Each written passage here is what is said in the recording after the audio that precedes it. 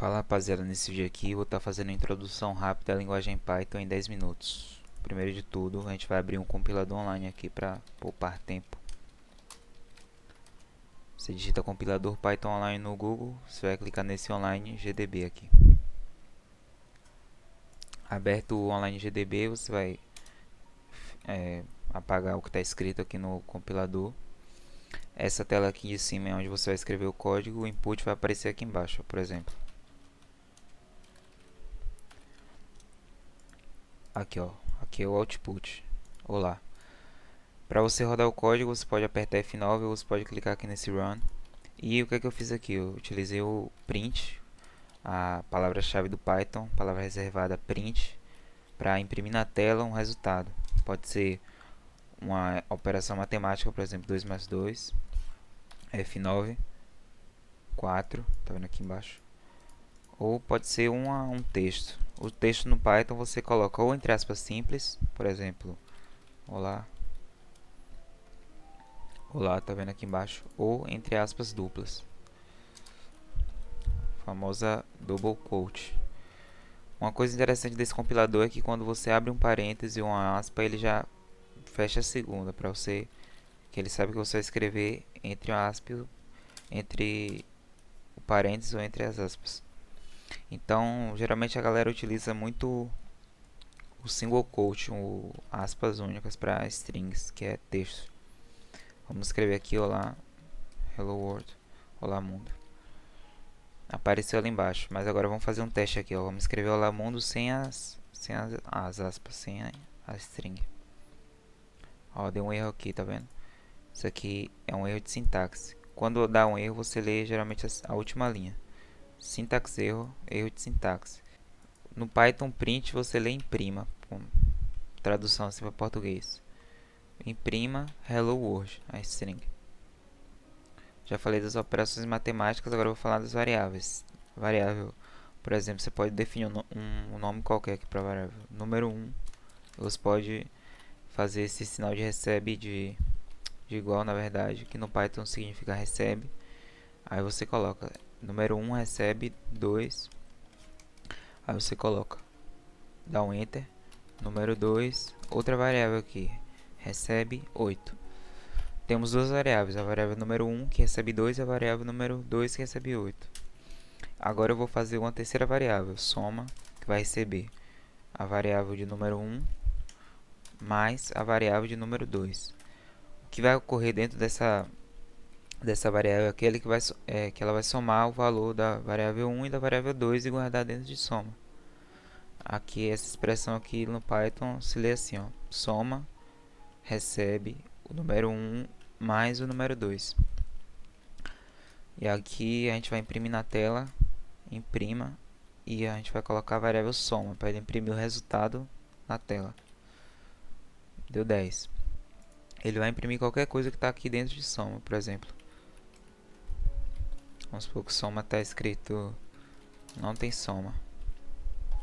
Opa, apertei uma tecla errada. Aqui, consegui fechar o debug. F9 não tem soma, tá vendo? Dentro dessa variável soma está escrito não tem soma. Mas vamos deixar aqui o que estava.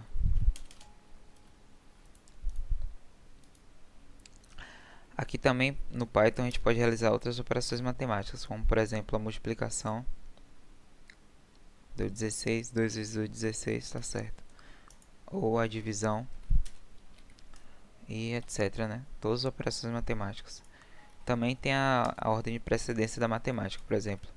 Vou escrever aqui número 1 mais número 2 e vou colocar aqui, ó, vezes 10. Primeiro ele vai realizar a multiplicação, depois ele vai realizar a soma. 8 vezes 10, 80, mais 2, 82, correto. E enfim, tem outras operações e a exponenciação no Python é dois sinais de multiplicação, esses asteriscos aqui. Essas estrelinhas, na verdade. Aí, número 1 elevado a 10 deu 1024. Para a gente fazer o igual, a gente utiliza os dois iguais. Por exemplo, 10 igual a 10. A gente sabe que 10 é igual a 10, ou seja, essa expressão aqui é verdade. Vamos ver o que o Python mostra. Run true. No Python, como é uma linguagem inglesa, ele basicamente, se você souber inglês básico, você consegue entender o que ela quer dizer. True, verdade. Ou seja, 10 é igual a 10. Aí agora vamos colocar aqui igual a 11, só para fazer um teste. Falso. Ou seja, não é verdade. Essa expressão aqui ó, não é verdade. E para que serve esse tipo de comparação aqui, que a gente chama de booleano? Serve basicamente para você fazer estruturas condicionais, que no Python a gente utiliza a palavra-chave if. Se 10 for igual a 10, eu quero que ele mostre na tela, imprima verdade. Vamos rodar. Verdade. Ele imprime na tela verdade porque 10 é igual a 10. Porém, se a gente colocasse aqui, ó, 10 é igual a 100. Ó, não imprimiu nada. Porque 10 não é igual a 100. E para a gente fazer o sinal de diferente no Python, a gente utiliza a exclamação e o igual. Vamos dar um run. Verdade, 10 é diferente de 100. Essa expressão toda aqui, galera, a gente lê assim, ó. Se o 10 for diferente de 100, então imprima verdade.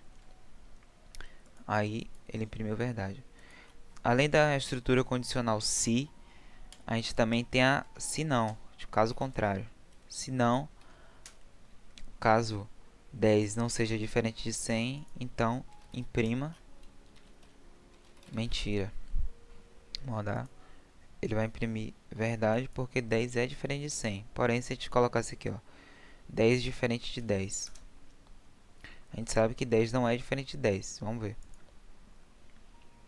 Mentira. A gente poderia até colocar aqui falso, na verdade, para ficar mais traduzido ao pé da letra. Falso. Então, é basicamente isso a estrutura condicional. Então, galera, esqueci de falar aqui a respeito dessa indentação aqui. Essa indentação aqui, na verdade, é só para você, no caso do Python, só para você mostrar que essa linha aqui está contida nessa. Ou seja, o código só vai executar essa parte indentada se essa parte de cima dele for verdadeira. Ou seja, se a gente estiver chamando essa linha aqui de cima. Isso aqui é mais para deixar o código organizado, porque se tivesse assim, por exemplo, aqui sempre vai imprimir. Tudo que está colado na esquerda do código sempre executa. Tudo que está colado do lado esquerdo sempre vai ser executado por padrão. Claro que no caso das funções você tem que chamar ela, mas enfim, isso é outra história, mas leve como regra isso. Se está colado no lado esquerdo, vai ser executado. Ou seja, se eu colocar aqui, ó, print falso no lado esquerdo, ele vai dar um erro, na verdade, porque eu não coloquei nada no else. Mas eu vou colocar aqui, ó, print falso. Falso, falso, tá vendo? Porque esse print aqui está colado no lado esquerdo. Ele não executou essa verdade porque tá identado nesse if. Isso é uma coisa muito legal que o Python obriga as pessoas a identarem para poder ficar mais organizado o código. Então, rapaziada, a estrutura de looping no Python funciona da seguinte forma. Você escreve a palavra for, aí você coloca uma variável, vou chamar aqui de número, e você coloca o range da variável. Tem outras formas também, mas essa aqui é mais básica. Aí você coloca os dois pontos, que significa então, né, como a gente já viu. Aí você pode imprimir o número na tela para cada vez que ele girar nesse looping. No run 0, 1, 2, 3, 4, 5, 6, 7. Não sei se vocês repararam, a gente colocou um range de 8, ele começou no 0 e só foi até o 7. Isso porque no Python e na maioria das linguagens de programação, os loopings começam a contar a partir do 0. Os arrays também começam a reservar a partir do 0. Então ele contou 8 vezes, só que foi do 0 ao 7. Então essa é uma coisa para você ficar mais ligado aí. Essa linha aqui a gente lê assim, ó. Para cada número em range no intervalo. Para cada número no intervalo de 8, ou seja, de 0 a 7, como a gente já viu, ele vai imprimir o número. Mas aqui a gente poderia usar qualquer coisa, por exemplo, colocar a expressão aqui, dá like no vídeo. F9, dá like no vídeo, 8 vezes. Agora, rapaziada, a gente vai fazer um código um pouco mais interessante aqui, um pouco mais prático. A gente vai fazer um algoritmo que verifica a nota 1 e nota 2 de um aluno e diz se ele passou ou não. Primeiro a gente vai definir uma variável chamada nota 1. E a forma de você interagir com a variável, você primeiro fala o tipo dela, que é do tipo inteiro. Você coloca um input, que significa recebe. E aqui você coloca um texto que vai aparecer na tela. Vou colocar nota 1, dois pontos. Vamos rodar só para vocês verem como é que fica a nota 1, tá vendo? E aqui a gente interage com o código, por exemplo, 9. Pronto, o programa finalizou, tudo certo. Essa expressão você lê assim, ó, nota 1 vai receber o número inteiro do input do que a pessoa digitar depois dessa expressão aqui, depois dessa string. Input você lê como recebe, int é um inteiro, que significa números inteiros. Isso aqui você já deve saber o que é. Nota 2 recebe int input nota 2. Vamos fazer mais um teste aqui. Nota 1, 5. Nota 2, 9. Certo? E agora a gente vai fazer uma estrutura condicional aqui, ó, pra gente ver a média. Na verdade, vamos fazer uma variável aqui chamada média. E vamos colocar nota 1 entre parênteses. Que como eu disse, no Python as regras da matemática se aplicam muito bem. A ordem de precedência das expressões. Então a gente vai colocar entre parênteses nota 1 mais nota 2 para poder somar primeiro e depois a gente vai dividir por 2 para saber qual é a média. E agora a gente vai fazer uma estrutura condicional que eu já falei a respeito disso antes, sobre a média. Se a média for menor do que 6, então imprima você reprovou. Caso contrário, imprima você passou.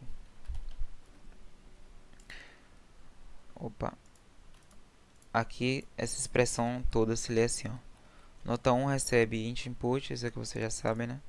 Agora o if, mais uma vez, se a média for menor do que 6, então esses dois pontos aqui lê como então, imprima você reprovou. Caso contrário, então imprima você passou.